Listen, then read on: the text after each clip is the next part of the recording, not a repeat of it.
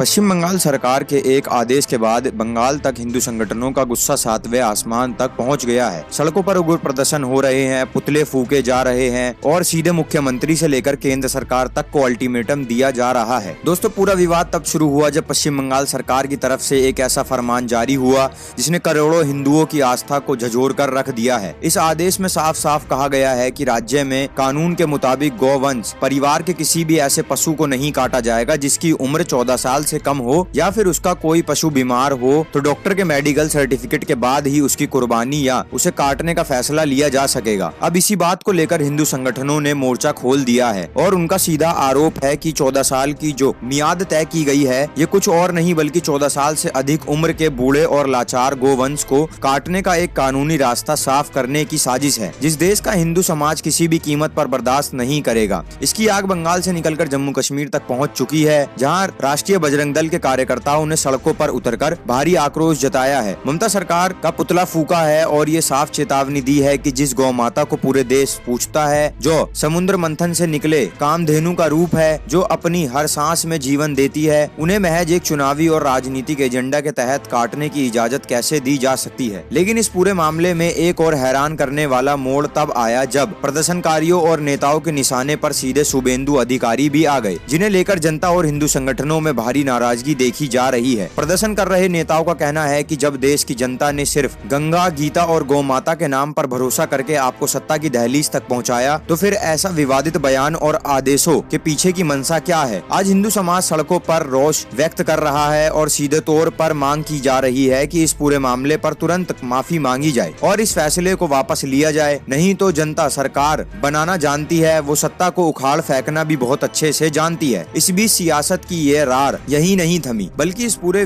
विवाद में अब देश के शंकराचार्य और बागेश्वर धाम के धीरेन्द्र कृष्ण शास्त्री जैसे बड़े संतों के बयान भी सामने आने लगे हैं। शंकराचार्य ने तो सीधे तौर पर मौजूदा सत्ताधारी पार्टी पर तीखा हमला बोलते हुए कहा कि जब पूरे देश से गाय को राष्ट्रमाता घोषित करने की मांग उठ रही है, हर वर्ग इसके समर्थन में खड़ा है, तो फिर आखिर वो कौन सी मजबूरी है कि तथाकथित हिंदूवादी राजनीति करने वालों के मुंह पर ताले लग गए हैं। उन्होंने सरकार को आड़े हाथों लेते हुए कहा कि अंग्रेजी के जमानों से गाय को काटने की परंपरा है। अंग्रेज भी गाय को कैटल यानी सिर्फ एक पशु की सूची में डाल दिया करते थे, लेकिन आजादी के इतने सालों बाद भी इस व्यवस्था को क्यों नहीं सुधारा गया। जब देश की बहुसंख्यक आबादी चीख चीख कर कह रही है कि गाय कोई पशु नहीं बल्कि हमारी माता है, तो लोकतंत्र में बहुमत की आवाज को क्यों दबाया जा रहा है। हैरानी की बात तो ये है कि जब इस मुहिम में सिर्फ हिंदू संगठन ही नहीं बल्कि कई मुस्लिम संगठन भी खुलकर सामने आ गए हैं और मांग कर रहे हैं कि गाय को राष्ट्रमाता का दर्जा मिलना ही चाहिए। संतों और हिंदू नेताओं का कहना है कि जब मुस्लिम समाज को भी इस पर कोई आपत्ति नहीं है तो खुद इसके समर्थन में प्रस्ताव लाने की बात कर रहे हैं, तो फिर सरकार के हाथ क्यों कांप रहे हैं। अब देखना ये होगा कि देश भर में सुलग रहे इस गुस्से और उग्र आंदोलन की चेतावनी के बाद क्या पश्चिम बंगाल सरकार अपने इस कदम को वापस खींचती है या फिर केंद्र सरकार इस मामले में कोई बड़ा हस्तक्षेप करके गौवंश की रक्षा के लिए कोई कड़ा कानून लगाती है। इस पूरे मुद्दे पर आपकी क्या राय है? क्या गाय को तुरंत राष्ट्रमाता घोषित कर देना चाहिए? कमेंट में अपनी राय जरूर दें और देश की हर बड़ी राजनीतिक हलचल के लिए तुरंत चैनल को सब्सक्राइब करें और ऐसी ही धमाकेदार और मजेदार खबरें जानने के लिए हमारे चैनल को सहयोग जरूर करें।